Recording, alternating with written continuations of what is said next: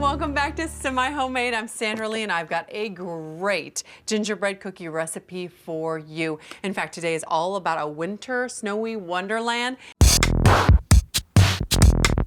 Last holiday season, by the way, it's one package of this, goes in here with an egg, but you gotta crack the egg first.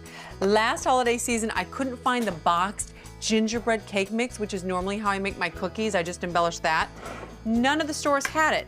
So I learned a new recipe, my semi-homemade way for making gingerbread cookies when you can't find the box mix.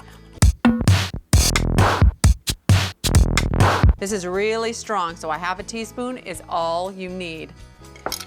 A teaspoon of vanilla extract is 1 capful, great flavor there. And then 1/4 of a cup of molasses. And this is gonna make it taste like it was made from scratch. It already smells like it's from scratch. A half a cup of flour goes in here. You need that just to stiffen it up a little bit because of the molasses. And then just 1/4 of a cup of melted butter goes in here. And you wanna stir all that together.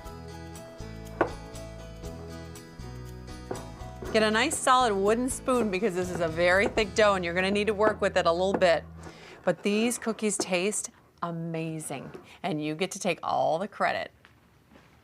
Now onto a flat surface, I want you to put some flour. We're gonna roll this dough out.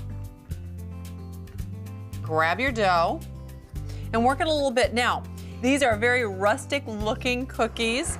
You're almost gonna have a beautiful marble brown effect, which makes them look like they're from scratch. When I was a little girl, this was my favorite thing to bake.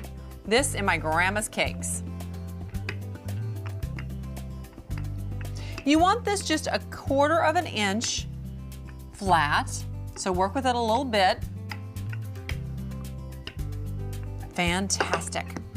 With your snowman cookie cutter, just dip him into the flour and work him around. In fact, I'm gonna put some flour on top of my cookie dough so he doesn't stick. And then you're gonna come in here and just stamp out some of your snowmen. As many as you think you can get onto the baking sheet. And with the flour on there, it already looks like it's snowing. I'm just gonna remove some of the gingerbread cookie dough from around them. Now my little guys are gonna go onto the baking sheet. So just with a spatula, come underneath them and lift them onto your baking sheet. Very gently. Their hats are fragile. Now the baking sheet does not have to be pre-greased because the cookies have plenty of butter in them anyway and they will not stick. And you know what? You do not have to worry about the flour on here because it soaks into the cookie while they're baking. One last little snowman. These bake up very quickly, 8 minutes in a 350-degree oven. And you're gonna have sweet little gingerbread snowmen. Now, I wanna decorate just some of my gingerbread men. Just some decorative items.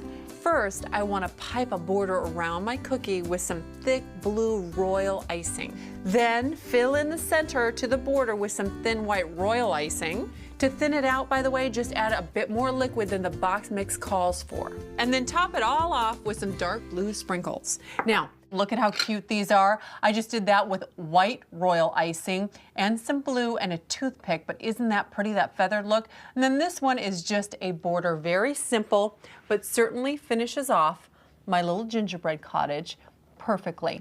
And that's how you can personalize your own store-bought gingerbread house very simply.